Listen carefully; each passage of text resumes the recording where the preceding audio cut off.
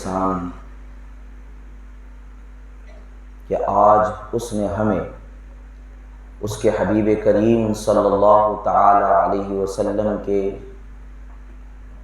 شان بیان کرنے اور سننے کا موقع نصیب فرمایا۔ سننے والا بھی اپنی کمزور طاقت کے مطابق ہی سن سکتا ہے، بولنے والا بھی اپنی کمزور طاقت کے مطابق ہی بول سکتا ہے۔ سننے والے قیامت تک سنتے رہیں اور بولنے والے قیامت تک بولتے رہیں، تب بھی حق مصطفیٰ کا بیان ہو نہ سکے، تب بھی حق شان مصطفیٰ کا بیان ہو نہ سکے۔ یہی وجہ ہے کہ حدیث مبارکہ میں ارشاد ہوا، کلہم یطلبون رضائی وانا اطلب رضاک یا محمد،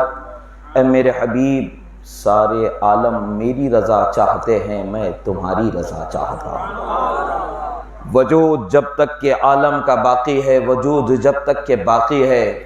خواہ مصطفیٰ دنیا میں جلوہ فرما ہوں یا پردہ فرما جائیں، ہر حال میں رضائے مصطفیٰ ہی رب ذوالجلال چاہتا ہے۔ یہی وجہ ہے کہ جب بندے کے عمل مصطفیٰ پیارے کے سامنے پیش کیے جاتے ہیں تو وہ اس بندے کے حق میں دعا کرتے ہیں کہ جس کی نیکیاں ہو جاتی ہیں قبول ہو جانے کی، اور اس بندے کے حق میں دعا کرتے ہیں جو گنہگار ہوتا ہے گناہوں سے بخشے جانے کی۔ پتہ یہی چلتا ہے کہ کائنات اگرچہ قدم بقدم قیامت کے قریب پہنچ رہی ہے،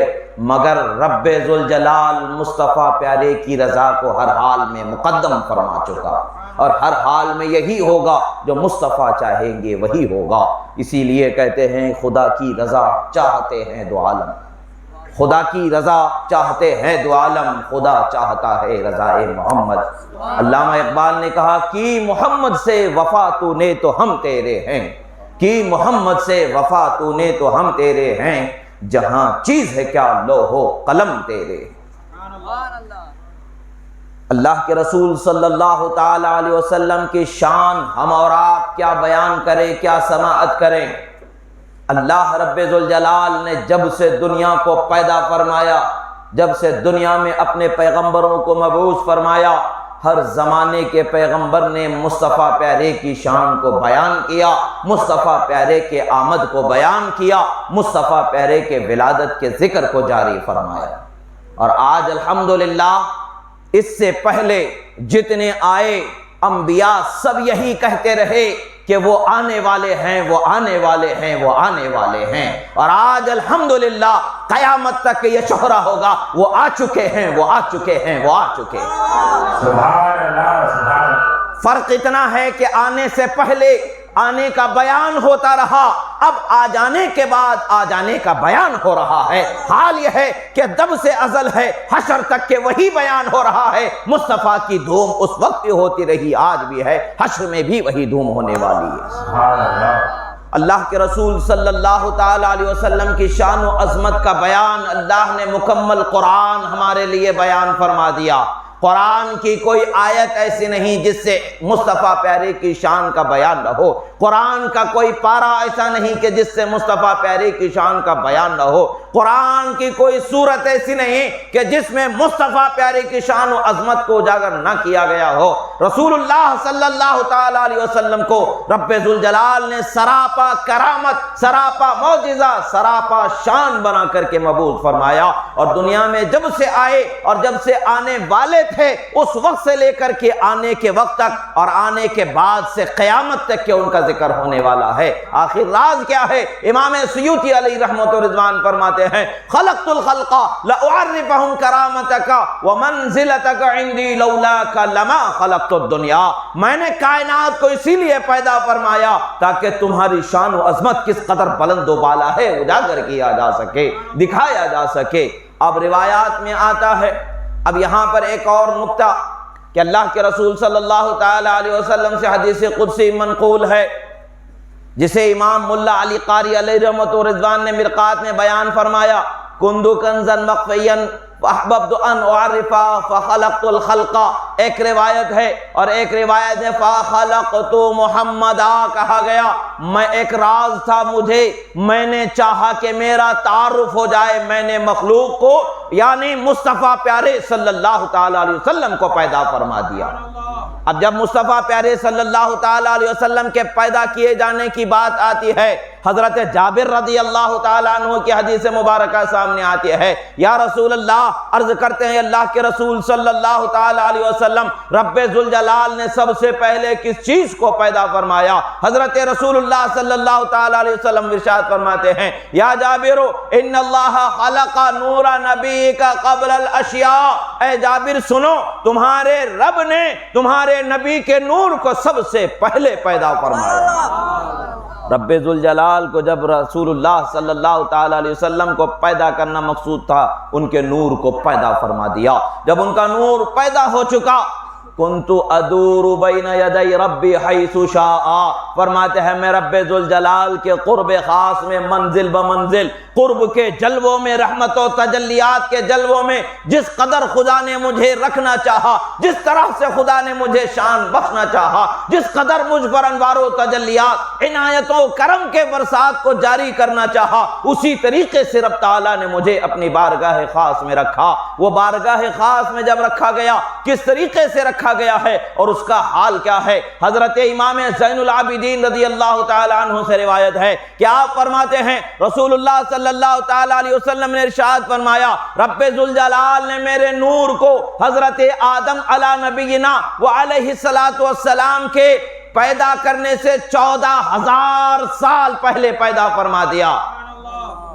اللہ کے رسول صلی اللہ تعالی علیہ وسلم کے نور کو 14,000 سال پہلے حضرت آدم علیہ السلام کے پیدا کیے جانے سے پہلے ان کے نور کو پیدا فرمایا۔ پھر فرماتے ہیں کنت ادور بین یدی ربی حیث شاء، میں رب ذوالجلال کے قرب خاص میں درجہ بدرجہ ترقی کے ساتھ رب ذوالجلال کی قرب اور عنایتوں کو پاتا رہا جس طرح کے خدا نے پسند فرمایا۔ پھر روایتوں میں آتا ہے کہ اللہ کے رسول صلی اللہ تعالی علیہ وسلم سے صحابہ نے عرض کیا، یا رسول اللہ صلی اللہ تعالی علیہ وسلم، ذرا اپنی شان والا تو ہمارے سامنے بیان فرما دیجئے۔ یا رسول اللہ، آپ کے آنے کا کس طریقے سے رب تعالیٰ نے انتظام فرمایا، ہمیں ہدایت بخشنے کا کس طریقے سے رب ذوالجلال نے ارادہ فرمایا، انتظام فرمایا، وہ ترتیب کیسے رب ذوالجلال نے فرمائی، اس کا بیان فرما دے۔ رسول اللہ صلی اللہ تعالی علیہ وسلم فرماتے ہیں، جب رب ذوالجلال نے حضرت آدم علیہ السلام کے صلب اطہر کو چنا اور ان کے پشت میں میرے نور کو منتقل فرما دیا،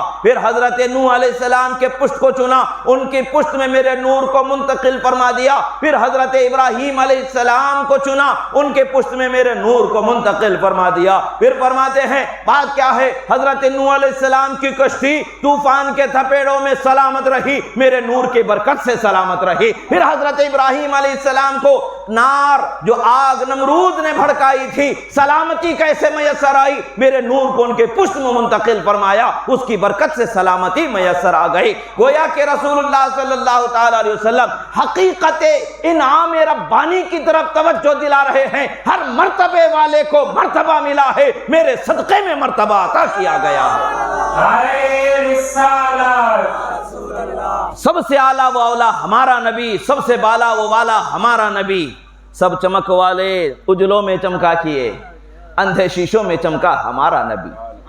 جب نور مصطفیٰ کی جگمگاہٹ کو کائنات نے گھیر لیا، اس نور مصطفیٰ کی نورانی جلووں میں انبیاء کے نور جلوہ پاتے رہے، انبیاء کے نوروں کو وجود بخشا جاتا رہا، اور مصطفیٰ کو اس وقت بنایا جب کسی عالم کی کسی شے کو پیدا ہی نہیں کیا گیا۔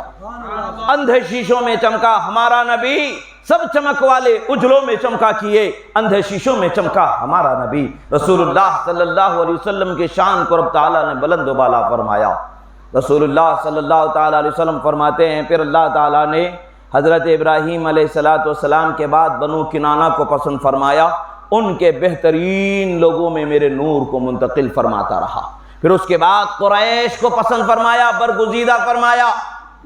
برگزیدہ کرنا، عزت و شان والا بنا دینا، پاکیزہ بنا دینا، ستھرا بنا دینا، اونچے مقام والا بنا دینا، یہ سارے اوصاف وہاں پر میسر ہیں، یہ سارے اوصاف وہاں پر لازم و ثابت آئیں گے، ہر خیر کا وہاں پر وجود مانا جائے گا، اس لیے کہ جب خدا کسی کو برگزیدہ کر دیتا ہے تو ہر خیر کو اس برگزیدگی میں شامل فرما دیتا ہے، کوئی خیر اس سے خالی نہیں رہتی ہے۔ اولین خیر ہدایت ان کے ساتھ ہوتی ہے، وحدانیت کا اقرار ان کے ساتھ ہوتا ہے، اور اس زمانے کے پیغمبر کے راہ ہدایت پر وہ قائم ہوتے ہیں۔ جس طریقے سے ان کے ساتھ خیر ہونا ہے، ان تمام خیر کے ساتھ رب تعالیٰ نے انہیں منتخب فرمایا اور ان کے اصلاب طاہرہ میں نور نبی کو منتقل فرماتا رہا۔ پھر قریش کو رب تعالیٰ نے پسند فرمایا، پھر قریش کے اصلاب طاہرہ میں نور نبی کو منتقل فرمایا، یہاں تک کہ پھر بنو ہاشم کو برگزیدہ فرمایا، بنو ہاشم کے اصلاب طاہرہ میں نور نبی کو منتقل فرمایا، یہاں تک کہ حضرت عبد المطلب کے پشت میں نور آیا، پھر حضرت عبداللہ و آمنہ کی کوکھ سے رسول اللہ دنیا میں جلوہ فرما ہو گئے۔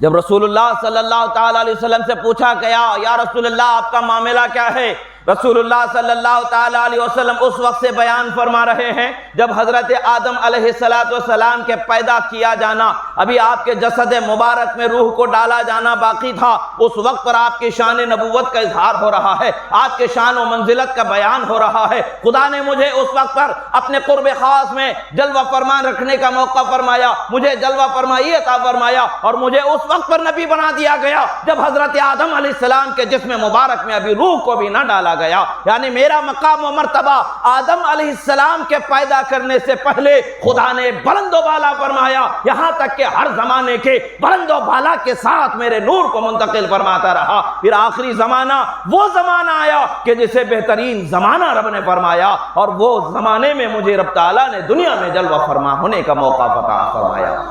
رسول اللہ صلی اللہ تعالی علیہ وسلم کا جب دنیا میں تشریف آنے کا مرحلہ ہے تو کیسے ہوتا تھا؟ ہر حجاب، چوتھے حجاب میں ایک ستارہ چمکا کرتا تھا، نجم محمدی چمکا کرتا تھا، والنجم اذا ہوا،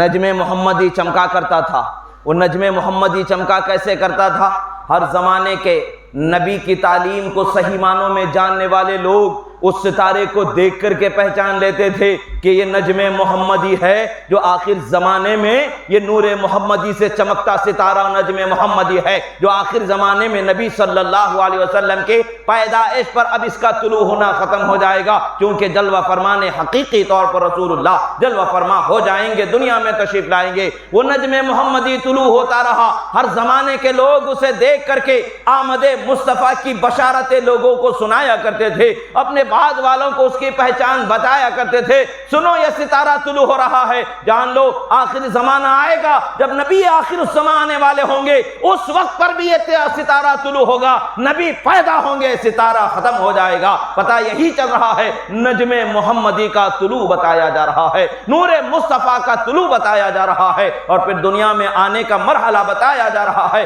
مصطفیٰ پیارے صلی اللہ تعالی علیہ وسلم نے جبرائیل امین سے پوچھا کہ جبرائیل بتاؤ تو ذرا تمہاری عمر کیا ہے؟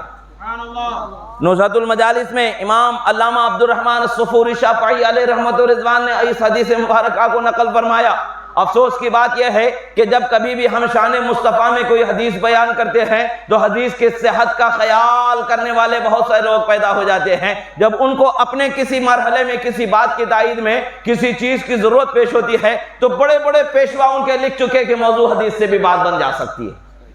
ان کے نزدیک غیر مقلد وہابیہ کے نزدیک یہ ہے، الحمدللہ میں کتابوں سے ثابت کر سکتا ہوں ان کے نزدیک یہ چیز موجود ہے۔ بھوپال کا بہت بڑا ان کا پیشوا گزرا، اس نے اپنی کتاب میں جو حدیث کے اصول ہیں اس میں جو لکھا، اس میں اس کو لکھا ہے باب فضائل میں موضوع حدیث بھی مقبول ہے۔ میں یہ ثابت کر سکتا ہوں جب تک کہ زندہ ہوں انشاءاللہ، بتا دوں گا کہ عبارت کتاب کے ساتھ اٹھا کر کے دکھا دوں گا، بے بنیاد بات نہیں۔ جب ان کے نزدیک کسی فضیلت میں موضوع حدیث بھی مقبول ہو جاتی ہے، ہم شان مصطفیٰ میں اگر سند کے اعتبار سے کچھ ذوق بھی آ جائے، کوئی حدیث بیان کر دے تو رد کرتے چلے جاتے ہیں، مگر ہم سند کے اعتبار سے نہیں دیکھتے ہیں۔ حقیقت میں جب شان مصطفیٰ کی بات آتی ہے، اہل یقین کے یقین کو دیکھتے ہیں، اہل نور کے نور کو دیکھتے ہیں، جن کے نگاہوں کو رسول اللہ کے نور سے منور کر دیا گیا ہے، جن کے سینے کو نور مصطفیٰ نے سیرابی بخشی ہے، وہ نور کیسا ہے؟ فرمایا اتقوا فراست المؤمن فإنه ينظر بنور اللہ، مومن کی نظر فراست سے بچو، وہ اللہ کے نور سے دیکھتا ہے۔ وہ نور جب سرایت کر جاتا ہے دنیا جانتی ہے نور مصطفیٰ جو ہے وہ حقیقت میں رب ذوالجلال کے نور کے حاصل کرنے کا واسطہ ہے۔ مصطفیٰ پیارے کو چھوڑ کر کے ہزار نور کو تلاش کرو گے تو نور ظلمات پر ظلمات، ظلمات پر ظلمات ہی میسر آئیں گے، نور کا قطرہ بھی میسر نہیں آئے گا۔ نور ملے گا تو مصطفیٰ کے صدقے ہی میں ملنے والا ہے، ہدایت ملنی ہے تو مصطفیٰ کے صدقے ہی میں ملنے والی ہے، اندھیروں سے نکلنا ہے تو مصطفیٰ ہی کے صدقے میں ملنے والی۔ مصطفیٰ پیارے صلی اللہ تعالیٰ علیہ وسلم نے فرمایا کہ مومن کی نظر فراست سے بچو۔ امام محی الدین ابن عربی رضی اللہ تعالیٰ عنہ اہل یقین اولیاء کے پیشوا جن کو کہا جاتا ہے، غوث اعظم کے ایک واسطے سے خلیفہ ہیں آپ، اور آپ کی شان و عظمت کا حال یہ ہے کہ ولایت کے عظیم مرتبوں پر نیابت غوث اعظم میں سرفرازیاں عطا ہوئیں، اور کمالات و عرفان کے ایسے دروازوں کو جو بند تھے زمانے سے کسی نے اس پر قلم چلانے، دست کو آگے بڑھانے کی جسارت نہ کی، وہاں آپ نے غوث اعظم کے نظر کرم اور فیضان سے اس قدر اپنے علمی جولانیوں کو وہاں پر بکھیرا کہ تا قیامت و آپ کے قیمتی کلمات مبارکہ آب زر سے لکھے جانے کے لائق، اگرچہ آب زر سے نہ لکھے گئے مگر عارفوں کے دل پر ضرور آب زر سے منقش ہیں، وہ کلمات مبارکہ تحریرات، تنویرات بن کر کے اہل یقین کے دلوں کو روشن کر رہی ہیں۔ آپ فرماتے ہیں ہم یعنی اولیاء کی جو جماعت ہے جنہیں اہل یقین کہا جاتا ہے، جنہیں اہل بصیرت و بصارت کہا جاتا ہے، جن کی نگاہوں کو نور مصطفیٰ سے نور عطا ہوا ہے، وہ ایسا دیکھتے ہیں کہ دیکھنے کی کوئی اس کی کیفیت کو بیان نہیں کر سکتا ہے، یعنی نور مصطفیٰ کے وجہ سے صدقے سے رب ذوالجلال کے نور کی کرنیں ان کی نگاہوں میں سما جاتی ہیں۔ حال یہ ہوتا ہے الٹی ہی چال چلتے ہیں دیوانگان عشق، آنکھوں کو بند کرتے ہیں دیدار کے لیے کا مرحلہ ہوتا ہے۔ جب اللہ کا نور کسی بندے کے نگاہوں میں سرایت کر جاتا ہے تو اب اس کے دیکھنے کے لیے عام طور سے دنیا کا ایک قاعدہ ہے، یہ قانون ہے، نگاہوں کے لیے شعاعوں کا جس چیز کو دیکھا جا رہا ہے اس تک کے متصل ہونا ضروری ہوتا ہے، بیچ میں کٹ ہو جاتی ہیں شعاعیں تو اسے دیکھا نہیں جا سکتا، مگر نور مصطفیٰ، نور کبریا جب کسی بندے کے نگاہوں میں سما جاتا ہے، نہ پل کے گرنے سے اسے فرق آتا ہے، نہ پلکوں کے اٹھنے سے فرق آتا ہے، نہ دیوار کے آنے سے فرق آتا ہے، نہ حجاب کے آنے سے فرق آتا ہے۔ معاملہ کیا ہوتا ہے جب عالم کی بات آتی ہے تو کوئی ایک عالم تو کوئی دو عالم تو کوئی ایسا بھی ہوتا ہے جو 18,000 عالم کا مشاہدہ کر رہا ہوتا ہے، اور اسے سلطان الہند خواجہ غریب نواز کہا جاتا ہے۔ یہ نور مصطفیٰ کی کرنوں کا سبب ہے، متصل ہونا جس چیز کو دیکھا جاتا ہے، آنکھوں سے جو شعاعیں نکلتی ہیں اس چیز سے ڈائریکٹ ٹچ ہونا ضروری نہیں ہوتا ہے، یہ دنیا کی نگاہ ہوتی ہے جو ایک سبب سے سائنس کے اصولوں کے تحت اسے پہچانا گیا کہ کیسے دیکھا جاتا ہے، مگر سائنس دنیا کی حد تک ہو سکتی ہے، اللہ والوں کی نگاہوں میں اس کا اثر نہیں ہوتا ہے، اللہ والوں کے قلوب پر اس کا اثر نہیں ہوتا ہے۔ حضرت امام محی الدین ابن عربی رضی اللہ تعالیٰ عنہ ارشاد فرماتے ہیں، یعنی ہمارے نزدیک صوفیہ کے نزدیک کوئی حدیث سند کے اعتبار سے اگر اس میں کچھ ضعف آ بھی جاتا ہے تو ہم سند سے اعتبار نہ کرتے ہوئے ہم اسے دیکھتے ہیں، کشف سے اس کو دیکھتے، وہ کشف جو خدا انہیں عطا فرماتا ہے، وہ کشف جو ان کے نگاہوں کو روشن کر دیتا ہے، وہ کشف جو ان کے سینے کو روشن کر دیتا ہے، وہ کشف کیسا ہوتا ہے؟ حضرت علامہ عبدالعزیز الدباغ علیہ رحمت و رضوان کی بارگاہ میں ان کے جلیل القدر شاگرد آپ کی خدمت میں حاضر ہوا کرتے تھے۔ بظاہر حضرت علامہ عبدالعزیز الدباغ علیہ رحمت و رضوان بظاہر کسی مدرسے کے مدرس سے اکتساب نہیں فرمایا، کسی معلم سے اکتساب نہیں فرمایا، ان کو اللہ تبارک و تعالیٰ نے باطنی ولایت اور باطنی علم و بصیرت ایسی عطا فرمائی کہ اس زمانے کے مشہور شیخ دوران، اس زمانے کے مشہور شیخ الحدیث جنہیں کہا جاتا ہے، وہ آپ کے بارگاہ میں دربانی کرتے نظر آتے ہیں، آپ سے اکتساب علم اور حقیقت میں اکتساب نور علم کو حاصل کرتے نظر آ رہے ہیں۔ لوگوں نے ان سے پوچھا آپ ایسے بڑے جلیل القدر محدث، آپ ایسے سند یافتہ، آپ کی سند ایسی متصل، آپ کا کمال ایسے متصل، جب درسگاہ میں بیٹھتے ہیں قال اللہ کے جلوے بکھرتے ہیں تو ایسا بیان ہوتا ہے کہ سننے والے عاجز ہو جاتے ہیں، سننے والے حیران رہ جاتے ہیں، کوئی گفتگو باقی نہیں چھوڑتی ہے۔ قال رسول جب کہتے ہیں ایسا بیان ہوتا ہے کہ جس کا کوئی بیان نہیں ہوتا ہے۔ قال یقول کے جلوے بکھیر دیتے ہیں اور علوم شرعیہ عقلیہ و نقلیہ پر دلائل و براہین کو پیش کر دیتے ہیں، اور آپ ایسے شخص کی بارگاہ میں شرف اکتساب حاصل کر رہے ہیں جنہیں بظاہر کسی سند سے تعلق نہیں ہے، بظاہر کسی اتصال سے تعلق نہیں ہے۔ آخر بات کیا ہے؟ آپ فرماتے ہیں لوگو تم وہ دیکھتے ہو اور تمہاری نظر وہیں تک رہ جاتی ہے، میں وہ دیکھتا ہوں جو میری نظر تمہاری نظر سے وسعت عطا فرمانے والی ہے، وسیع تر خدا نے بنایا ہے، آؤ تمہیں اس کا جلوہ دکھاتا ہوں۔ پہلے سطر میں انہوں نے قرآن کی آیت لکھا، دوسری سطر میں انہوں نے حدیث متواتر لکھا، تیسری سطر میں انہوں نے حدیث مشہور لکھا، چوتھی سطر میں انہوں نے خبر واحد لکھا، اس کے بعد حدیث حسن لکھا، حسن لذاتہ ولغیرہ۔ جتنے زمانے کے اہل علم کہلاتے ان سب کو لے کر کے بارگاہ میں حاضر ہوئے، پیش فرما دیا حضور ذرا اس میں فرق بتا دیں۔ الٹی ہی چال چلتے ہیں دیوانگان عشق، آنکھوں کو بند کرتے ہیں دیدار کے لیے۔ ہمیں کسی حقیقت تک پہنچنے کے لیے وسائل کی ضرورت ہوتی ہے،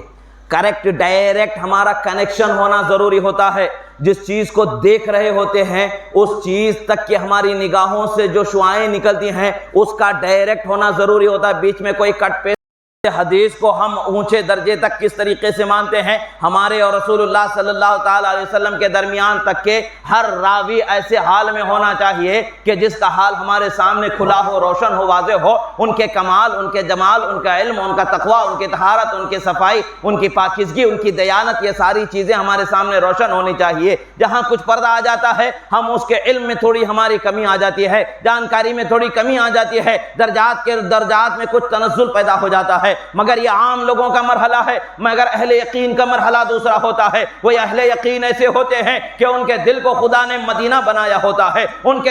کے دل کو رسول اللہ سے ڈائریکٹ اتصاب کرنے والا بنایا ہوتا ہے۔ ان کا حال کیا ہوتا ہے وہ بیان فرماتے ہیں، سنو یہ اوپر کی جو آیت، جو اوپر کی تحریر تم نے لکھی ہے، یہ اللہ وحدہ لا شریک کا کلام ہے،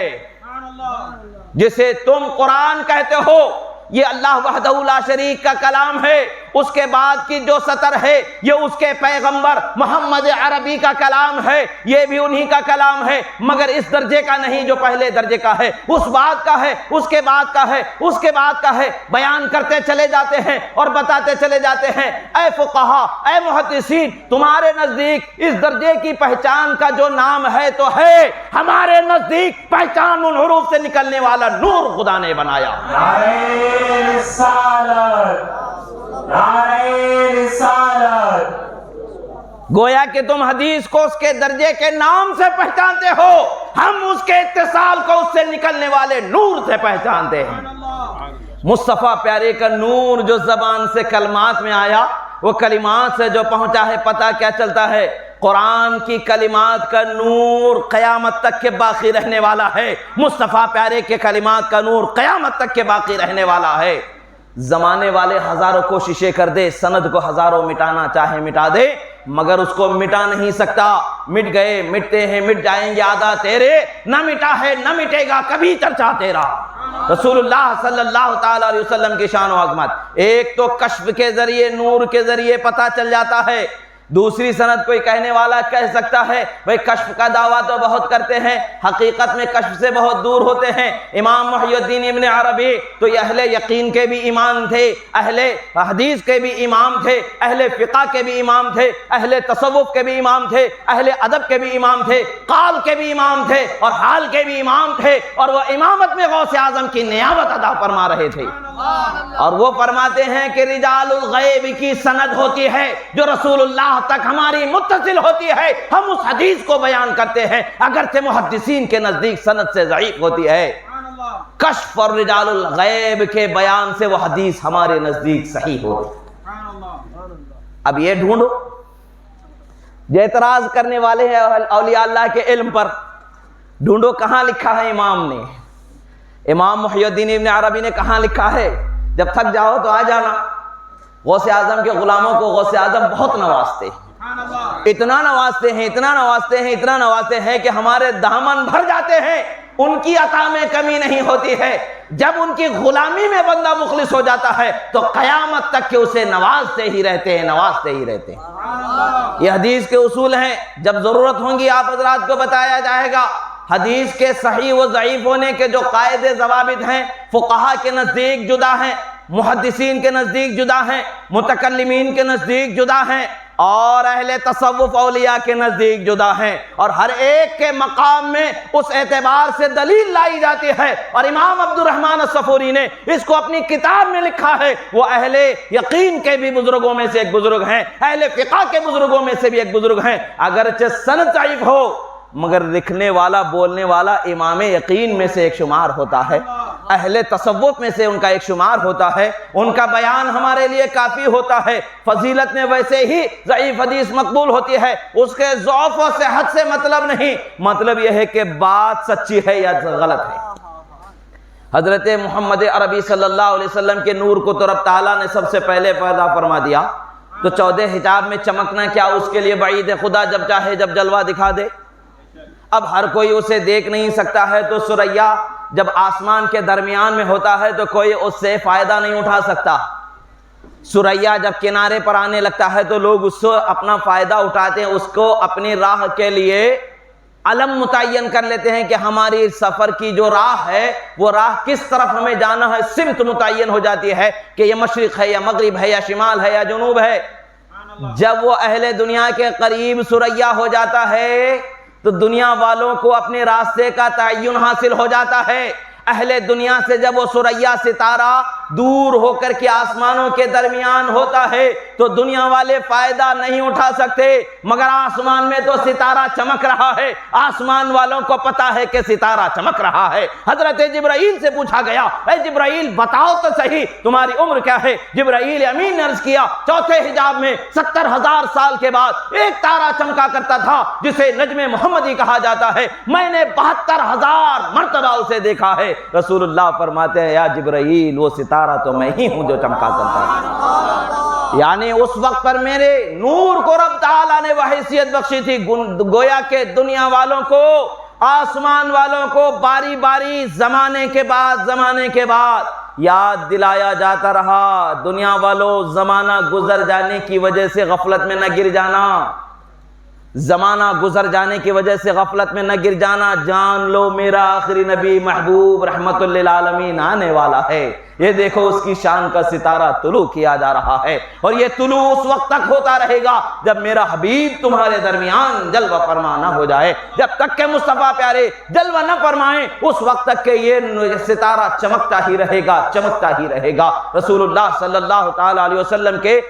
شان کو اللہ تبارک و تعالیٰ نے وَالنَّجْمِ اِذَا ہوا سے تعبیر فرمایا، اور قسم ہے اس ستارے ثریا کی جب وہ قریب ہوتا ہے۔ مفسرین اکرام کے مختلف اقوال ملتے ہیں، اصول حدیث کے ساتھ ساتھ ایک اصول تفسیر بھی آپ حضرات کے پیش نظر کر دیتا ہوں۔ اصول حدیث تو امام محی الدین ابن عربی کے قول سے آپ کے پاس پیش کر دیا گیا، اب اصول تفسیر آپ حضرات کے سامنے پیش کر دیتے ہیں۔ امام المفسرین حضرت امام علامہ جلال الدین السیوطی رضی اللہ تعالیٰ عنہ الاتقان فی علوم القرآن کے اندر اس کے اوپر روشنی ڈالتے ہوئے اجلہ مفسرین اکرام کے اقوال مبارکہ کے ساتھ اس کلام کو مضبوط فرماتے ہیں۔ بات کیا ہے، جب کوئی آیت نازل ہوتی ہے تو وہ آیت اپنے اندر کثیر معانی، کثیر مطالب، کثیر وجوہات کو شامل ہوتی ہے۔ کسی مفسر کا کوئی ایک قول آ جائے اور کسی مفسر کا کوئی دوسرا قول آ جائے تو ایک قول دوسرے قول کے منافی نہیں ہوتا، بلکہ اس کا یہ مطلب ہوتا ہے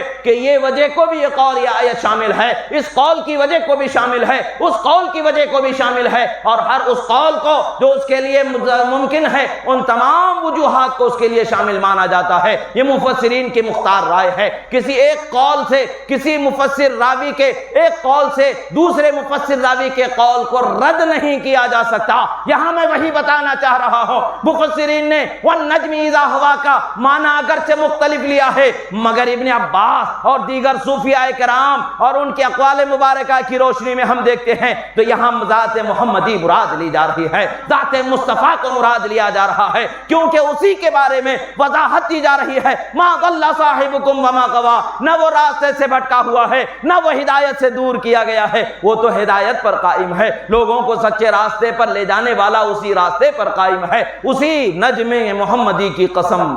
جب وہ قریب ہوتا ہے، جب وہ قریب ہوتا ہے، قریب ہوا مصطفیٰ پیارے دنیا میں جلوہ فرما ہوئے، مصطفیٰ پیارے دنیا میں جلوہ فرما ہوئے، یعنی قرب خاص میں رب تعالیٰ کے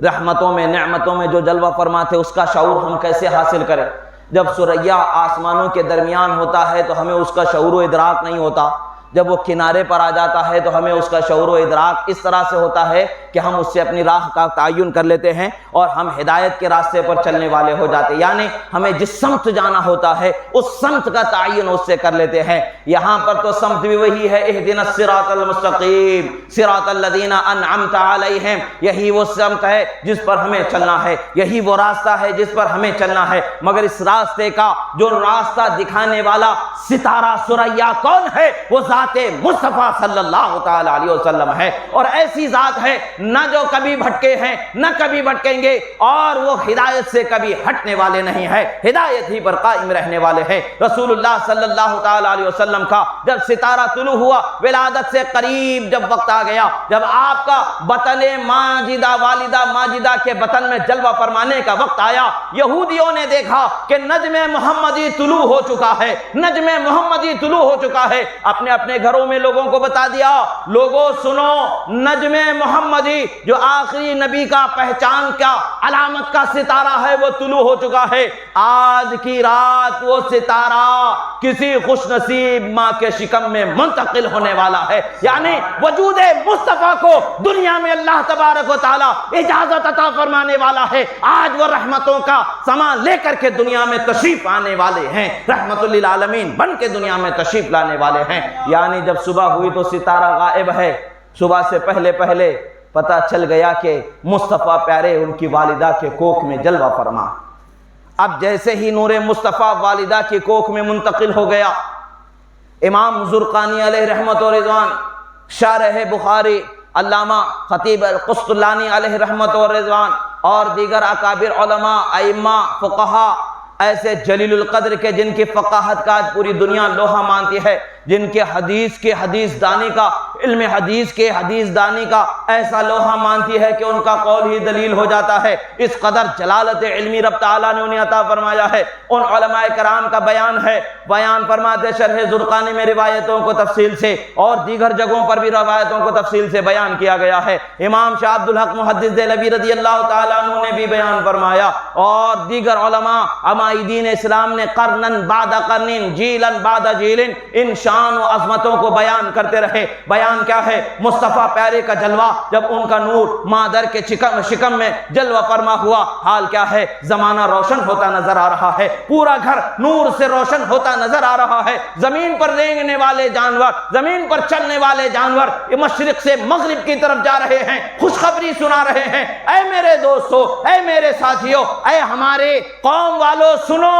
نبی آخر الزمان رحمت للعالمین دنیا میں آنے والے ہیں، مادر کے شکم میں جلوہ فرما چکے ہیں۔ نعرہ رسالت، جشن عید میلاد النبی، مصطفیٰ پیارے صلی اللہ تعالی علیہ وسلم کی بشارتیں سنائی جا رہی ہیں۔ زمین والوں نے بشارتیں سنائی، آسمان والوں نے بشارتیں خوشخبریاں سنایا، سمندر والوں نے، سمندر کی تمام مخلوق اس کنارے سے اس کنارے پر جا رہی ہے اور خوشخبریاں سناتی چلی جا رہی ہے۔ یہ ایک مرتبہ نہیں، ہر مہینے اسی طریقے سے خوشخبریاں سناتے جاتے رہے، خوشخبریاں سنائی جاتی رہیں۔ ایک مہینہ، 2 مہینے، 3، 4، 5، 6، 7، 8، 9، جب آخری 9واں مہینہ مکمل ہو گیا، یہودیوں نے دیکھا کہ نجم محمدی طلوع ہو چکا ہے، اب طلوع ہوگا، اس کے بعد پھر کبھی اب طلوع نہیں ہوگا، کیونکہ سراپا ذات اقدس جلوہ فرمانے والی۔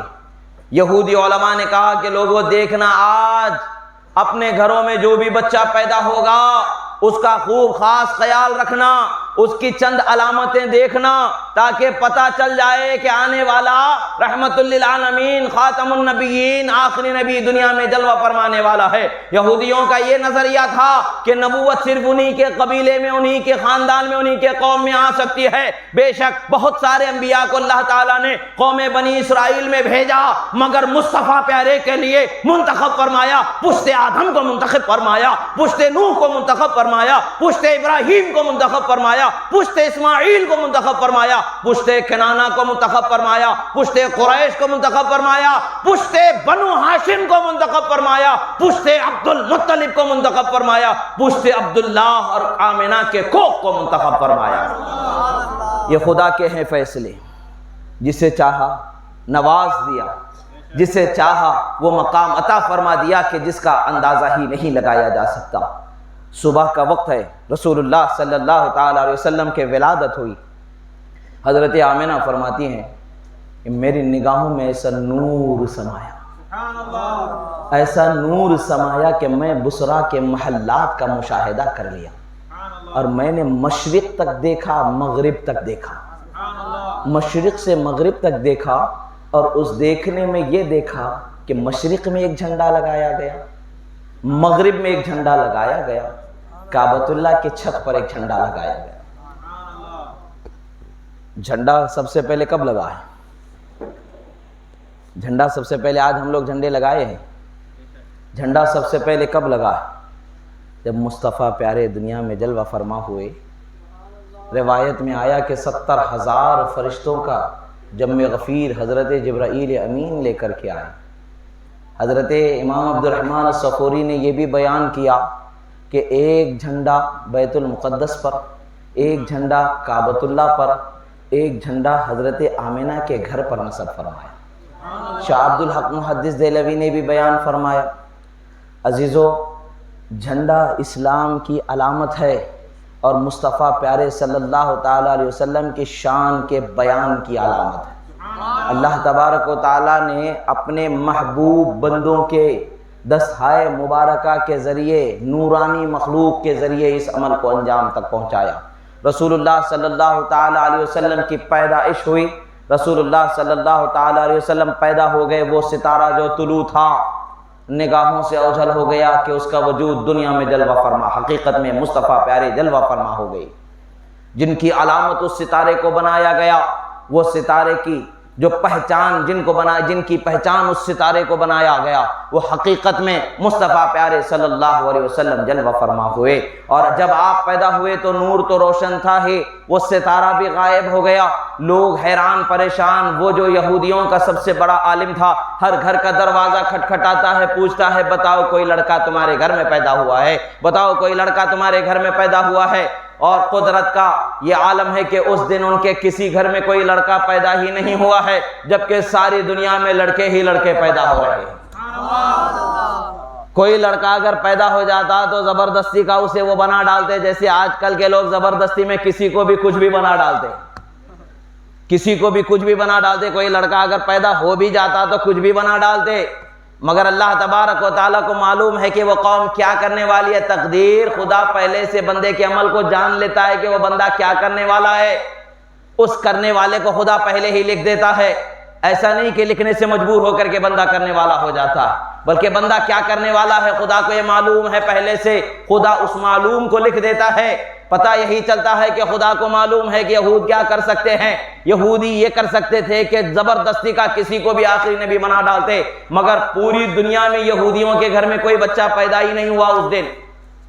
جبکہ پوری دنیا میں اس خاندان سے ہٹ کر کے ہر خاندان میں بچہ پیدا ہوا۔ اس سال جتنے بھی بچے پیدا ہوئے وہ سب کے سب لڑکے اللہ تبارک و تعالیٰ نے پیدا فرمائے۔ رسول اللہ کی شان کو اجاگر کرنے کے لیے، ان کی عظمت و دبدبے کو بیان کرنے کے لیے پیدا فرمایا۔ اپنے گھروں کو جب کھنگال ڈالا، مایوس ہو کر کے، افسردہ ہو کر کے، پشیمان ہو کر کے وہ اپنے گھر سے باہر قریش کے گھر جس طرف تھے اس طرف ایک اونچے ٹبے پر کھڑے ہو جاتا ہے، پہاڑی جیسے چوٹی ہوتی، چھوٹا سا اونچا سا ایک پہاڑ کا چھوٹا سا ٹبا نما ایک حصہ تھا، اس پر کھڑے ہو جاتا ہے اور ندا کرتا ہے یا معاشر قریش هل ولد فیکم مولودا، کہتے ہیں کہ کہا جاتا ہے اے معاشر قریش بتاؤ، اے قریش قوم بتاؤ، هل ولد فیکم مولود، کیا تمہارے گھر میں کوئی لڑکا پیدا ہوا ہے؟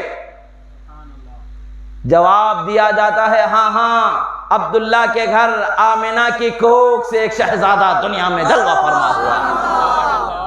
وہ آگے بڑھتا ہے، بے ساختہ دوڑتا ہے کہ جو چادر اوڑے ہوا ہے وہ چادر اس کے بدن سے گر جاتی ہے، اسے ہوش ہی نہیں ہے کہ کیا میرے بدن سے گر رہا ہے، اسے فکر تو یہی ہے کہ وہ دیکھنا چاہتا ہے کہ نبوت تو ہمارے قوم میں آنے والی ہمارا گمان تھا، نبوت تو ہمارے ہی قوم میں ہے، ہمارے ہی گھروں میں ہے، ہماری ہی نسلوں میں آئے گی، یہ ہمارا گمان تھا، اب کیا ہوگا؟ کیا نبوت ہمارے خاندان سے ختم ہو گئی؟ کیا اب نبی ہمارے خاندان میں نہیں آئیں گے؟ اب یہ آخری ہے، ان کے بعد اب کوئی آنے والا ہی نہیں ہے، یہ آخری آئیں گے تو کس خاندان میں جلوہ فرما ہوئے ہیں؟ اسے معلوم تھا مدینے ہی میں آنے والے ہیں، وہ مدینے ہی میں اسی انتظار میں بیٹھا ہوا تھا۔ جب قریش کے گھر والوں سے پتا چلا، دوڑتا ہوا جا کر کے دیکھنا چاہتا ہے، وہ دیکھنا چاہتا ہے کہ اس بچے کو پیدا ہوا، جو بچہ ہے اسے دیکھنا چاہتا ہے۔ جب بچے کو دکھایا گیا وہ چہرہ اور اس کا سینہ دیکھ دیکھ کر کے بعد میں آخری نشانی اس کو پلٹ کر کے پیٹھ پر دیکھتا ہے، کیا مہر نبوت جلوہ فرما ہے۔ جب وہ مہر نبوت کو دیکھ لیتا ہے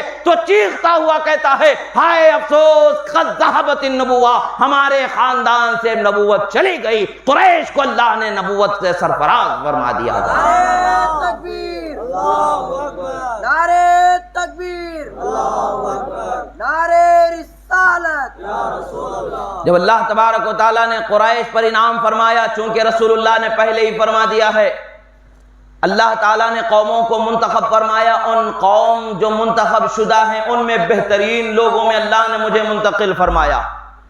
جب حضرت رسول اللہ صلی اللہ تعالیٰ علیہ وسلم کا نور ہر زمانے میں جس پشت میں بھی رہا، اس پشت کو اللہ تبارک و تعالیٰ نے ایسی شان و عظمت عطا فرمائی کہ دوسروں کو وہ شان و عظمت کا گمان بھی نہیں کیا جا سکتا۔ ہاں وہ ذوات مبارکہ جو انبیاء کرام کی ذوات ہیں وہ اپنی جگہ پر بلند و بالا ہیں، مگر انبیاء کرام سے جدا وہ ذوات مبارکہ جو منبع بنائی گئیں، جو جس پشت میں رسول اللہ کے نور کو منتقل فرمایا گیا، اس ذات کو بھی اللہ تبارک و تعالیٰ نے اس زمانے میں بہت عرفہ و اعلیٰ بنایا، اس زمانے میں ان کے مقام کو بہت بلند و بالا بنایا، ان کی شان و عظمت کو، ان کی صفائی کو، ان کی پاکیزگی کو ایسے رکھا کہ دنیا والے ان کی عزت، شرافت، بزرگی، ان کی سخاوت، ان کی صداقت، ان کے حلم، بردباری، تقوی، سب چیز کو مانتے رہے۔ اس زمانے کے بہترین خصلتوں کو اللہ تعالیٰ انہیں عطا فرماتا رہا، اس زمانے کے بہترین اخلاق کو انہیں عطا فرماتا رہا۔ اور یہ کیسے نہیں ہوگا جبکہ ان کی پشت میں جو آنے والا نور ہے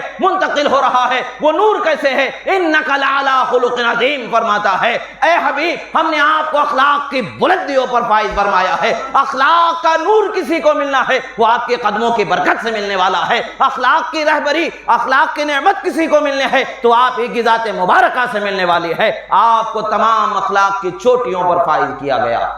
ذات مصطفیٰ صلی اللہ تعالی علیہ وسلم کی عظمت کا بیان اللہ تبارک و تعالیٰ نے اپنے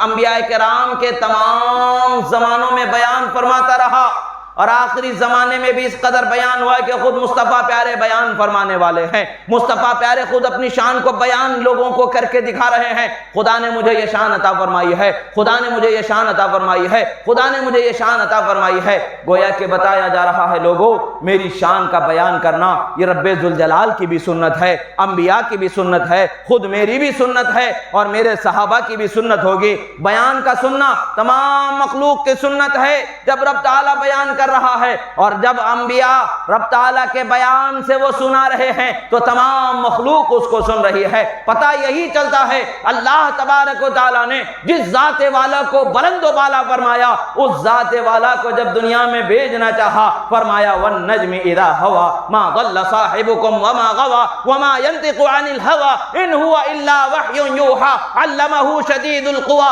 ذو مرة فاستوى وهو بالافق الاعلى ثم دنا فتدلى فكان قاب قوسين او ادنى۔ نعرہ رسالت، نعرہ تکبیر، اللہ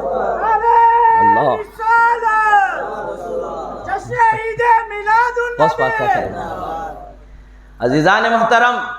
اللہ تعالیٰ نے فرمایا کہ جب قسم ہے اس ستارے کی جب وہ قریب ہوتا ہے، قریب کس کے ہوگا؟ جس کے قریب ہونے پر اس کو فائدہ پہنچے گا۔ وہ کون ہے؟ جو ان کے در کے بھکاری ہم ہیں۔ وہ کون ہے؟ جو ان کے صدقوں پر پلنے والے ہم ہیں۔ وہ کون ہے؟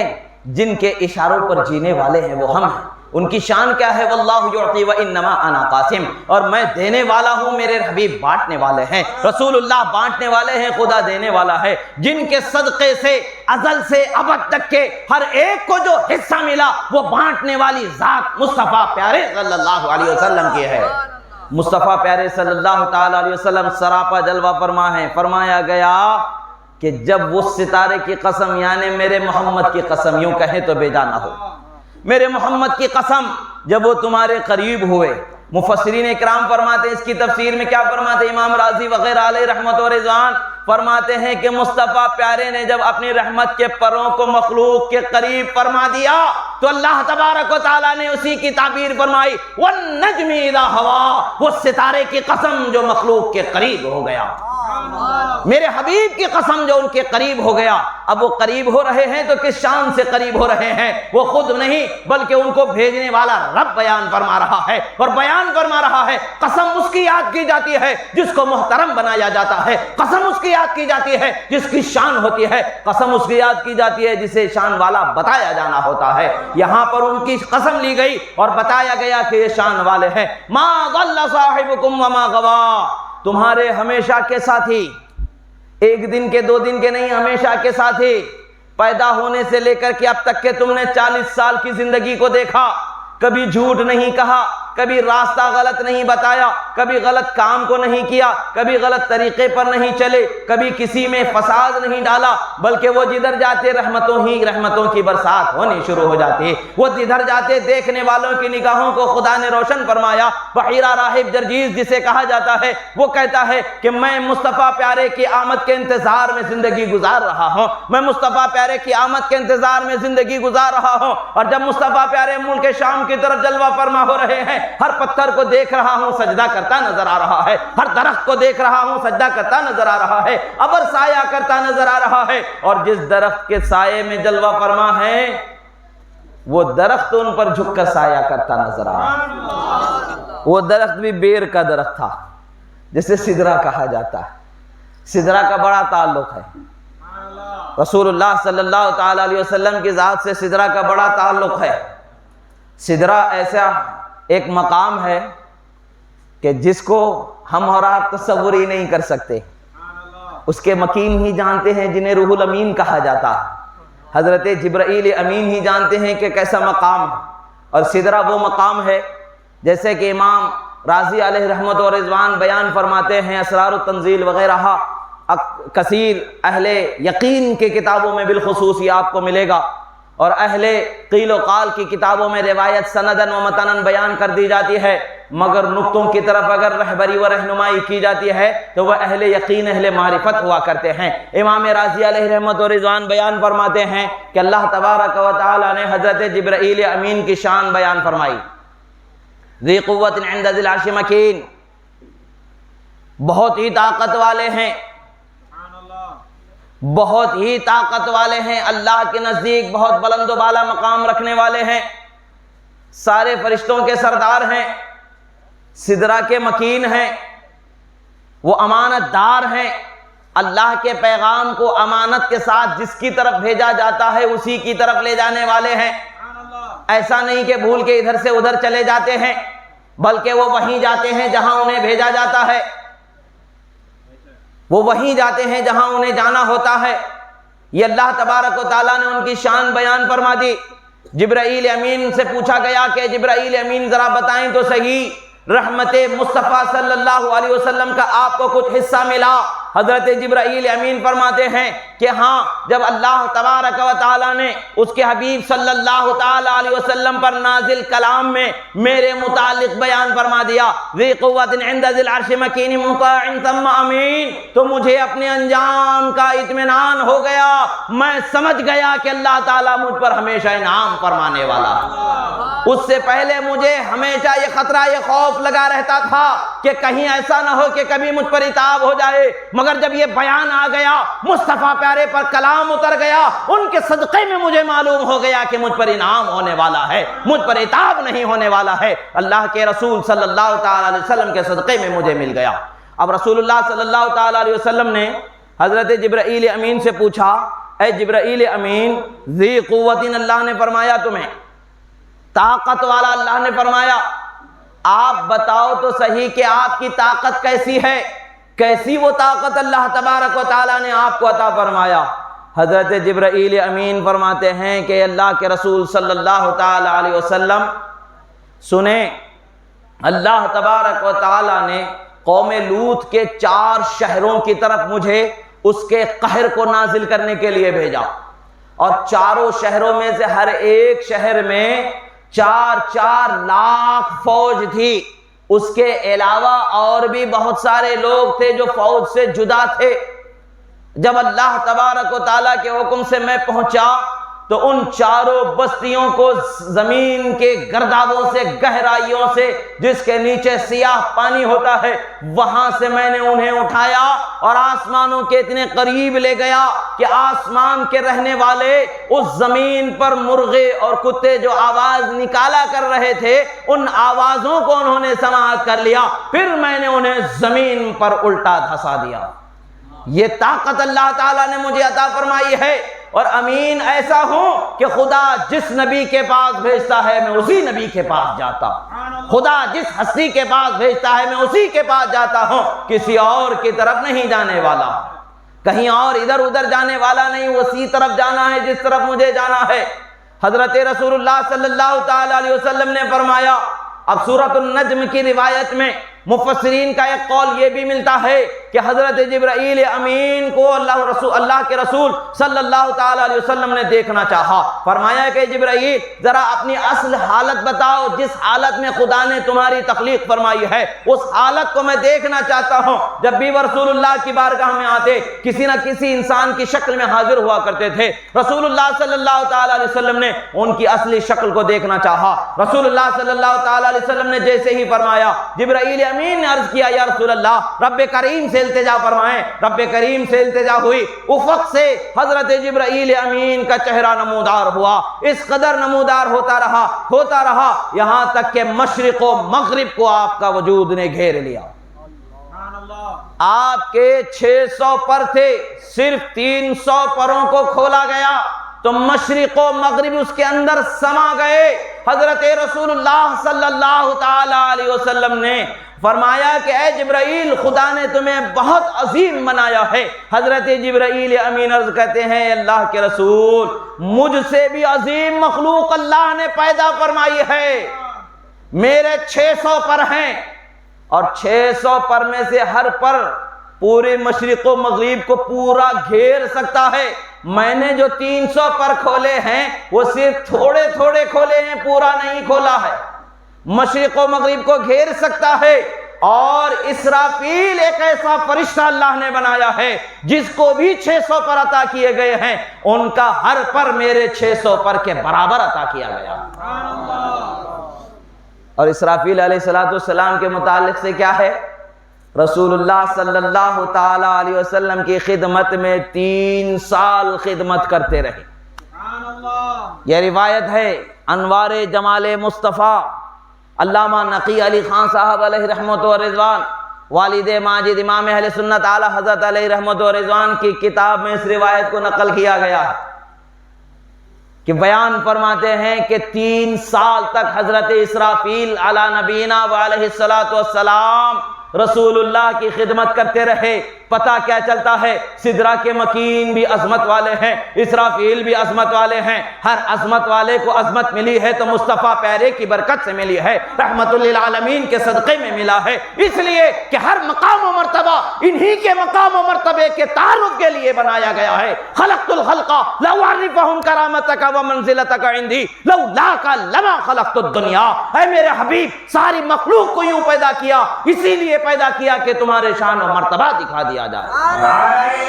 رسالت، نعرہ رسالت۔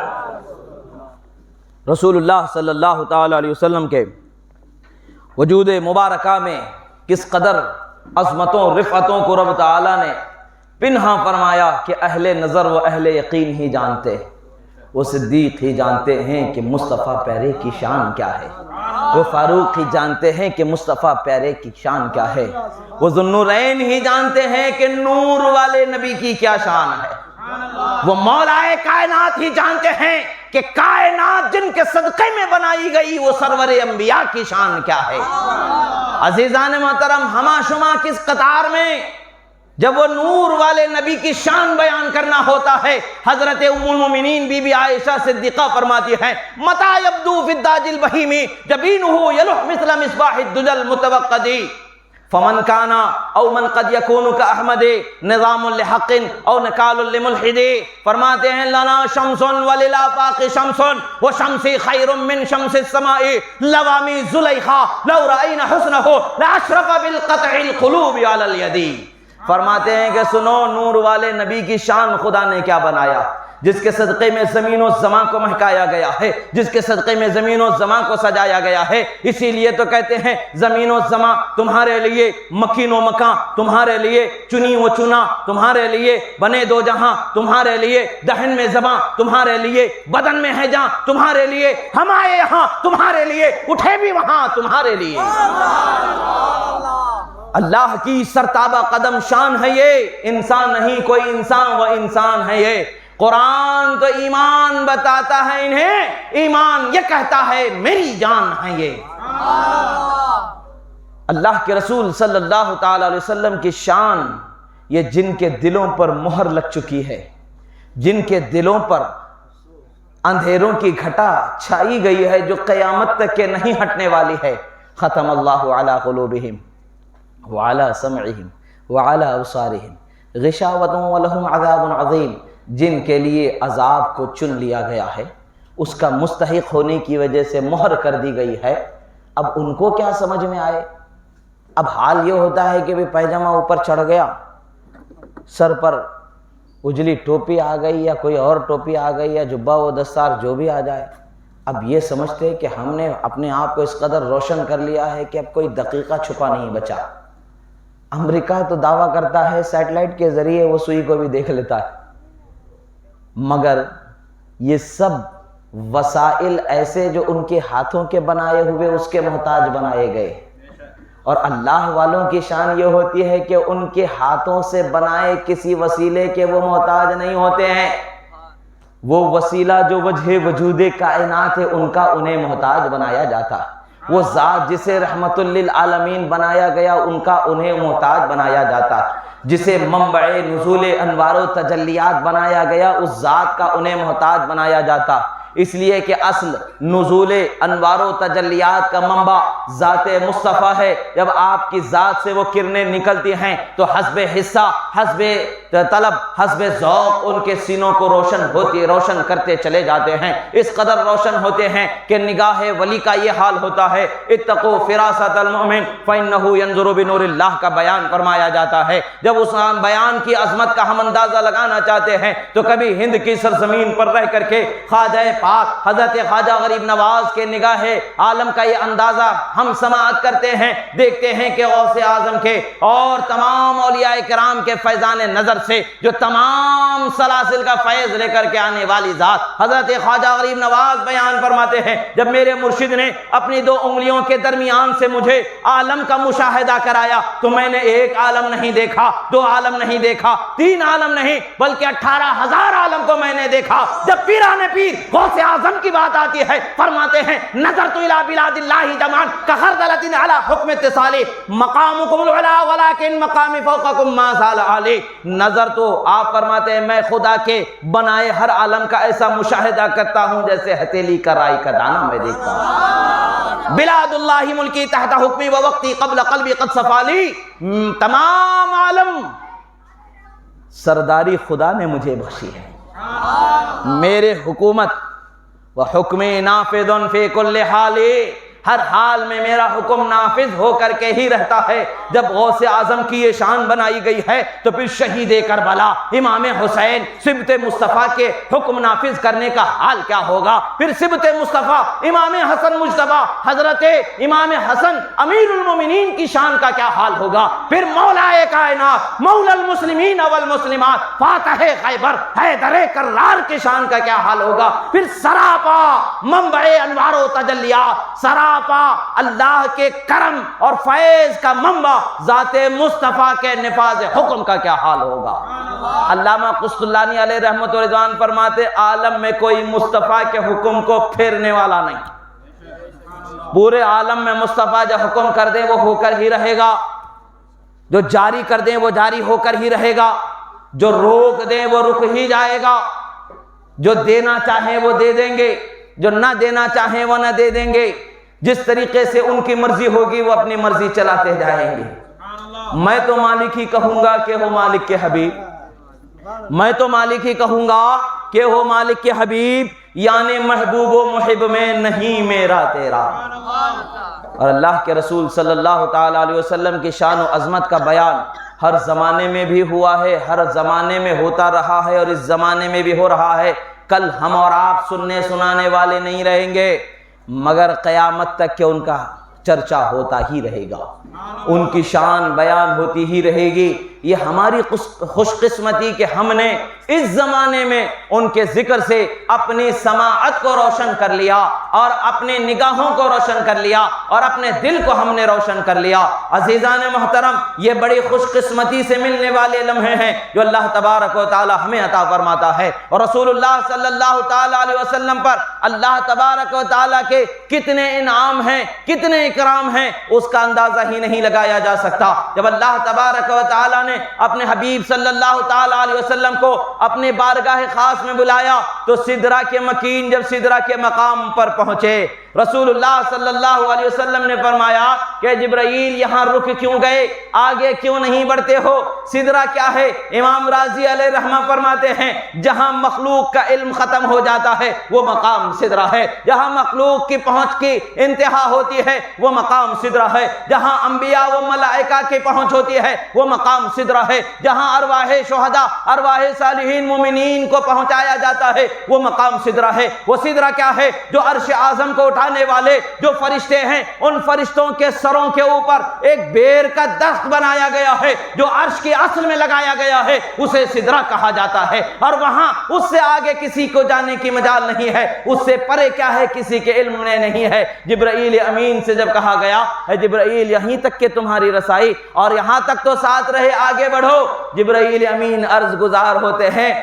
جسے علامہ رومی علیہ رحمت و رضوان نے فرمایا گر یکسرے موئے سرے برتر پرم فروغ تجلا بسوزت پرم. فرماتے ہیں گر یکسرے موئے برتر قدم فروغ تجلا بسوزت پرم. فرماتے ہیں اگر میں ایک بال کی نوک کے برابر بھی اس مقام سے اپنے آپ کو آگے بڑھاؤں گا، رب ذوالجلال کی تجلی کا یہ حال ہوگا کہ میرے سارے پر جل کے راغ ہو جائیں گے. اور جب رب تعالی حضرت موسیٰ علیہ السلام نے عرض کیا رب ارنی انظر الیک، پروردگار مجھے جلوہ دکھا، میں دیکھنا چاہتا ہوں. قال لن ترانی، اے موسیٰ تم دیکھ نہیں سکتے. یہ نہ کہا کہ میں نہیں دکھایا جا سکتا، یہ فرمایا تم دیکھ نہیں سکتے. اور تجلی جبل طور پر فرمائی. واقعہ حضرت سے آپ نے سنا، آگے میں بڑھتا ہوا بتاتا ہوں. جب جبل طور پر تجلی ہوئی، جبل طور جل کر کے خاک ہو گیا. حضرت موسیٰ علیہ السلام پر غشی آ گئی، آپ دوسرے پہاڑ پر آرام فرما ہوئے. جب مصطفیٰ پیارے کی بات آتی ہے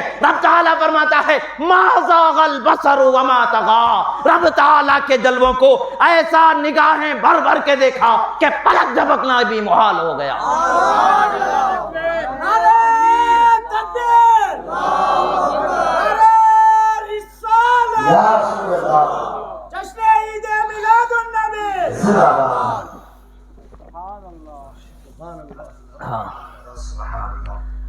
مصطفیٰ پیارے کی شان یہ ہے کہ کوہ طور جس تجلی کو برداشت نہ کر سکے، جس کی چمک کو نگاہ حضرت موسیٰ اپنے اندر برداشت نہ کر سکے، پھر بھی لمحہ سے کم وقت کے لیے بھی جو تجلی کی چمک نگاہوں میں آ گئی، اس کا جلال کا یہ حال تھا۔ حضرت فرید الدین گنج شکر شیخ چشتیہ، سلسلہ چشتیہ کے اولو العزم ہستی، اور امام رومی اور دیگر اہل یقین، اہل بصیرت، اہل بصارت، اہل نور بیان فرماتے ہیں کہ جب پندنامہ عطار جسے کہا جاتا ہے حضرت فرید الدین گنج شکر علیہ رحمت و رضوان کا، اس میں اس واقعے کی یوں تفصیل بیان ہوتی ہے۔ فرماتے ہیں کہ جب موسیٰ علیہ السلام نے خواہش ظاہر کی، تجلی طور پر ہوئی، برداشت نہ ہو سکا، کیوں کہ انہیں کلام کی شان بخشی، رویت کی شان مصطفیٰ کو عطا فرمائی ہے۔ حضرت عبداللہ ابن عباس اور حضرت کعب ابن الاحبار منی کے مقام پر یا عرفات کے مقام پر ایک مرتبہ جمع ہوتے ہیں۔ امام رازی نے بیان فرمایا، روایت فرمایا، فرماتے ہیں حضرت عبداللہ ابن عباس سے لوگوں نے پوچھا کہ آپ کا کیا خیال ہے کہ مصطفیٰ پیارے صلی اللہ علیہ وسلم نے رب تعالیٰ کو دیکھا؟ فرماتے ہیں ہم بنو ہاشم کا یہی یقین ہے کہ ہم یہی رکھتے ہیں ارادہ اور یقین کہ مصطفیٰ نے رب تعالیٰ کا دیدار فرمایا۔ معراج اصل میں کئی دفعہ ہوئی، کبھی روحانی طور پر ہوئی اور جسمانی طور پر جو ہوئی وہ ایک مرتبہ ہوئی، اور مصطفیٰ پیارے صلی اللہ تعالیٰ علیہ وسلم کو رب تعالیٰ کا دیدار نصیب ہوا۔ اسی لیے ہم کہتے ہیں اور کوئی غیب کیا تم سے نہاں ہو بھلا، جب نہ خدا ہی چھپا تم پہ کروڑوں درود۔ فرماتے ہیں کہ حضرت موسیٰ علیہ السلام جب جاگے تو ان کے نگاہوں کے جلال کا یہ حال تھا کہ جدھر نگاہ پڑتی تھی ادھر جلال ایسا تھا کہ جلنا شروع ہو جاتا۔ وہی اثر حضرت صابر کلیری کی نگاہوں میں بھی اللہ تعالیٰ نے عطا فرمایا، جدھر نگاہ فرماتے آگ، جلال کی نگاہ فرماتے آگ لگ جاتی۔ حال یہ ہے کہ آگ دہکا دے ایسی آگ لگا دی گئی۔ اے عشق تیرے صدقے جلنے سے چھٹے سستے، جو آگ بجھا دے وہ آگ لگائی ہے۔ جو فنا ہو جاتا ہے وہ جنت میں پہنچ جاتا ہے۔ جنت عطا کرنے والی فنا فی اللہ و فنا فی الرسول ہونے کا موقع دینے والی آگ کو بھڑکا دیا گیا، یعنی جلال نگاہ موسوی کا وہ حال کہ آپ کو بعد میں اللہ تبارک و تعالیٰ کی طرف سے یہ حکم ہوا، آپ نے لوہے کے خول کو اپنے نگاہوں پر لگا لیا، ایک حجاب ڈال لیا۔ آگے بڑھتے ہیں، آپ آگے بڑھتے ہیں تو آپ کے گھر میں حضرت بی بی صفورہ وہ بھی جلوہ فرما ہے۔ حضرت بی بی صفورہ کہتی ہیں، انتظار میں ہیں، کہتی ہیں کہ حضرت یہ کیا غضب، اپنی نگاہوں پر آپ نے پردہ ڈالا ہوا ہے، ذرا وہ پردہ تو ہٹائے، میں دیکھنا چاہتی ہوں۔ آپ فرماتے ہیں اے صفورہ تم نہیں دیکھ سکتی، اے صفورہ تم نہیں دیکھ سکتی۔ وہی خواہش جو کچھ دیر قبل رب تعالیٰ کی بارگاہ میں ربی ارینی انظر الیک فرمایا، وہی خواہش حضرت بی بی صفورہ کر رہی ہے۔ وہاں بھی لن ترانی کا جواب تھا، یہاں بھی لن ترانی کا جواب ہے، مگر موقع بدل گیا ہے، جواب دینے والی ہستی بدل گئی ہے، مرحلہ خواہش و طلب اور جستجو وہی نظر آ رہی ہے، عشق صادق وہی نظر آ رہا ہے۔ حضرت موسیٰ علیہ السلام پر جب پیغام اسرار ہوا، آپ نے کہا جانتی ہو کہ جس نگاہ پر بھی جس پر بھی اس کا اثر ہوگا وہ جل کے خاک ہو جائے گی۔ حضرت صفورہ کہتی ہے کوئی بات نہیں میں دیکھنا چاہتی ہوں، کوئی بات نہیں میں دیکھنا چاہتی ہوں۔ حضرت بی بی صفورہ نے خواہش کی، حضرت موسیٰ علیہ السلام نے نگاہوں سے پردہ ہٹایا۔ حال کیا ہوا، حضرت بی بی صفورہ نے ایک ہاتھ کو آنکھ پر رکھ لیا اور ایک آنکھ کھلی رکھ کر کے آپ نے دیکھا۔ اول وقت میں دیکھنے والا جب اس کیفیت کا مشاہدہ کرے گا وہ یہی سمجھے گا کہ ایک آنکھ کو قربان کر کے ایک آنکھ کو بچا کر رکھنا چاہتی ہیں، مگر یہاں مسئلہ یہ آتا ہے کہ حضرت بی بی صفورہ تو داناؤں کی ایسی دانا نکلی کہ وہ ایک مرتبہ سوز فنا کو برداشت نہیں کرنا چاہتی، بلکہ لمحہ بلمحہ دوبارہ اس سوز کو وہ حاصل کرنا چاہتی ہیں، اس فنا کی لذت کو وہ حاصل کرنا چاہتی ہیں، اس قربانی کی لذت کو وہ حاصل کرنا چاہتی ہیں جو شوق دیدار میں فنا کے مقام سے حاصل ہونے والی ہے۔ حضرت بی بی صفورہ نے جیسے ہی ایک آنکھ کو کھلا رکھا، وہ آنکھ ضائع ہو گئی، جو ضائع شدہ آنکھ تھی اس پر دوسرے ہاتھ سے بند کیا اور پھر یہ ہاتھ سے دوسری آنکھ کو کھول دیا، اس آنکھ سے دیکھا یہ آنکھ ضائع ہوئی، پھر ہاتھ رکھ لیا، وہ پہلی والی آنکھ کو ہٹایا، اس آنکھ کو بینائی عطا ہو گئی، پھر دوبارہ دیکھنے کا موقع آ گیا۔ پتہ یہ چلتا ہے وہ معجزہ تھا حضرت موسیٰ علیہ السلام کا کہ جو طلب صادق لے کر کے ان کے بارگاہ میں آتا ہے تو فنا و بقا کا مرحلہ اسے بتا دیا جاتا ہے، باقی باللہ باقی بالرسول ہونے کا ذائقہ بتا دیا جاتا ہے، اور دستگیری کا مظہر کیا ہوتا ہے وہ بتایا جاتا ہے۔ اب بات یہاں آتی ہے حضرت موسیٰ جس نور کی تجلی کا مشاہدہ برداشت نہ کر سکے، حضرت صفورہ واسطے و وسیلے سے مشاہدہ کر رہے ہیں تب بھی برداشت نہیں کر سک رہے ہیں۔ حضرت موسیٰ کے لیے وسیلہ کوہ طور تھا، برداشت نہ ہو سکا۔ حضرت صفورہ کے لیے وسیلہ حضرت موسیٰ کی آنکھ مبارک تھی، برداشت نہ ہو سکا۔ مگر جب مصطفیٰ پیارے کی بات آ رہی ہے، رب تعالیٰ فرما رہا ہے ما زاغ البصر وما طغى، میرے حبیب کی آنکھیں نہ چندھیا گئی ہیں، نہ بند ہوئی ہیں، نہ ادھر نہ ادھر بٹکی ہیں، وہ بس جلوے مصطفیٰ کا، جلوے رب ذوالجلال کا وہ مصطفیٰ مشاہدہ کرتے نظر آ رہے ہیں۔ اور رسول اللہ صلی اللہ تعالیٰ علیہ وسلم نے رب ذوالجلال کا مشاہدہ فرمایا، اور وہ نور کا کیا حال ہوگا جس نور نے نور کبریا کا مشاہدہ کر لیا۔ تبھی تو وہ نور جب لے کر کے واپس آ رہے ہیں، حضرت موسیٰ علیہ السلام جو جی بھر کے جس کو دیکھنے کی تمنا لیے تھے،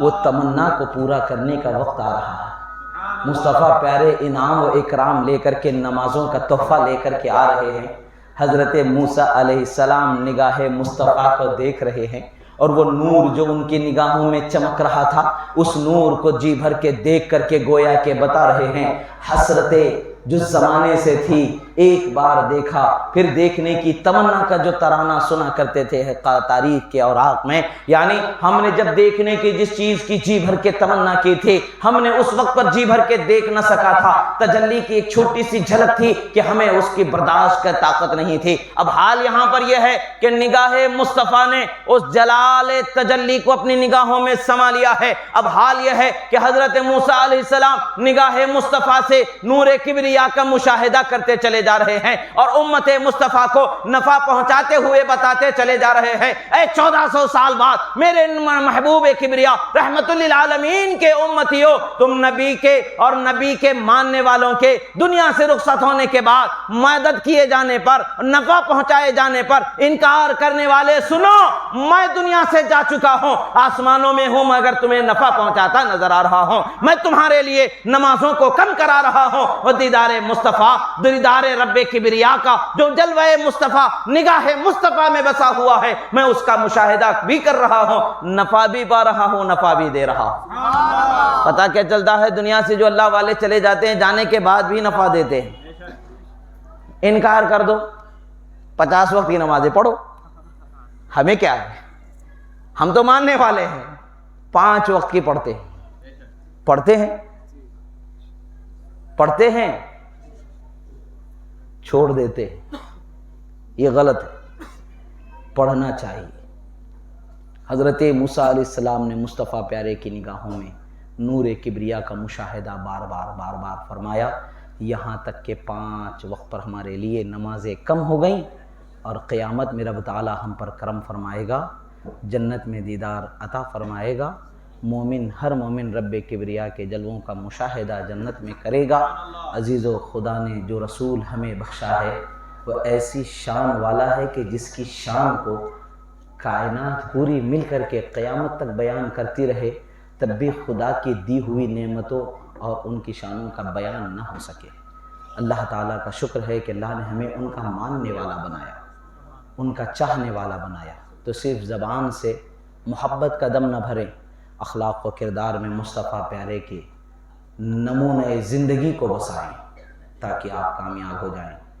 اللہ تبارک و تعالیٰ سے دعا ہے جو کہا گیا سنا گیا، کہنے میں سننے میں جو غلطیاں ہوئیں اللہ تعالیٰ اسے معاف فرمائے، جو حق و صحیح کہا گیا، جو درست کہا گیا اسے قبول فرمائے، ہمارے سینوں میں محفوظ فرمائے۔ پروردگار جو عبارتیں پڑھنے میں، آیتیں پڑھنے میں، مفہوم کے سمجھانے میں، اقوال کریمہ کے پیش کرنے میں سہواً بھول چوک سے دانستہ نادانستہ جو بھی چوک ہوئی اللہ تعالیٰ اسے معاف فرما، جو حق و صحیح کہا گیا اسے قبول فرما، ہمارے سینوں میں محفوظ فرما۔ پروردگار یہ مجلس جس نے سجائی ہے ان کے سجانے کو قبول فرما، یہ نوجوان جو خدمت کر رہے ہیں مولا ان کی خدمتوں کو قبول فرما، انہیں دنیا و آخرت میں کامیابی عطا فرما۔ پروردگار ہمیں تیرے حبیب صلی اللہ علیہ وسلم کی سچی محبت میں جینے مرنے کی توفیق عطا فرما۔ اقول قولی ھذا استغفر اللہ لی ولکم ولسائر المؤمنین وما علینا الا البلاغ المبین برحمتک یا ارحم الراحمین۔ الحمد للہ رب العالمین۔